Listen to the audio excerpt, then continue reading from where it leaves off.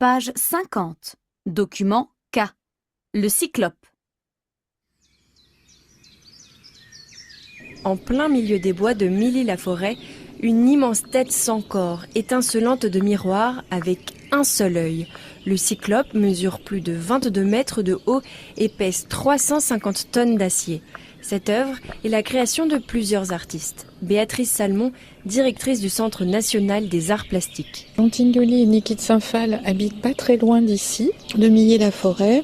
Et donc ils décident d'acheter un bout de parcelle dans les bois. Ils vont rencontrer un ferrailleur pas très loin d'ici avec qui ils vont devenir très amis. Et voilà, c'est l'aventure commence. Il y a plein d'autres artistes qui vont venir s'agréger à eux. Ils disaient toujours qu'il fallait que le cueilleur de champignons qui se baladait en forêt, tout d'un coup, il se redressait et il était confronté à cette chose si étonnante, si surprenante, si magique, si féerique, qui devait en ressentir une émotion extraordinaire. Après un an de restauration et un budget total de plus d'1 million d'euros, on redécouvre dans l'entraille de ce cyclope un labyrinthe d'œuvres d'art.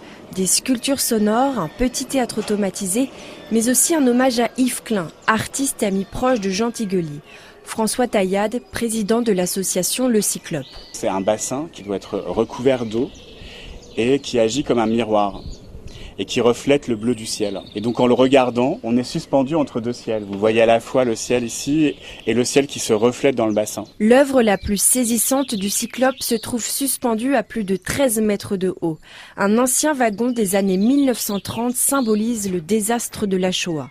Pour mieux découvrir cette imposante création, le Cyclope est illuminé tous les samedis et dimanches soirs grâce à une performance de l'artiste française Cathy Olive. À la tombée de la nuit, une installation lumineuse permet de révéler tous les détails de cette œuvre fascinante.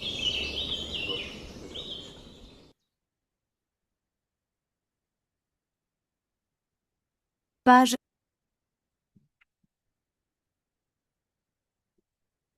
50.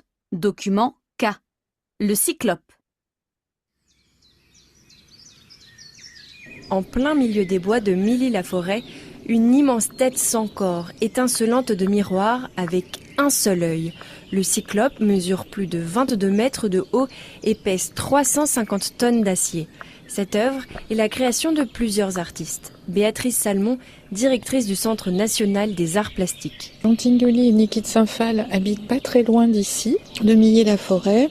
Et donc ils décident d'acheter un bout de parcelle dans les bois. Ils vont rencontrer un ferrailleur pas très loin d'ici avec qui ils vont devenir très amis. Et voilà, c'est l'aventure commence. Il y a plein d'autres artistes qui vont venir s'agréger à eux. Ils disaient toujours qu'il fallait que le cueilleur de champignons qui se baladait en forêt, tout d'un coup, il se redressait et il était confronté à cette chose si étonnante, si surprenante, si magique, si féerique, qui devait en ressentir une émotion extraordinaire. Après un an de restauration et un budget total de plus d'1 million d'euros, on redécouvre dans l'entraille de ce cyclope un labyrinthe d'œuvres d'art. Des sculptures sonores, un petit théâtre automatisé, mais aussi un hommage à Yves Klein, artiste et ami proche de Jean Tinguely. François Taillade, président de l'association Le Cyclope. C'est un bassin qui doit être recouvert d'eau et qui agit comme un miroir et qui reflète le bleu du ciel. Et donc en le regardant, on est suspendu entre deux ciels. Vous voyez à la fois le ciel ici et le ciel qui se reflète dans le bassin. L'œuvre la plus saisissante du Cyclope se trouve suspendue à plus de 13 mètres de haut. Un ancien wagon des années 1930 symbolise le désastre de la Shoah. Pour mieux découvrir cette imposante création, le Cyclope est illuminé tous les samedis et dimanches soirs grâce à une performance de l'artiste française Cathy Olive. À la tombée de la nuit, une installation lumineuse permet de révéler tous les détails de cette œuvre fascinante.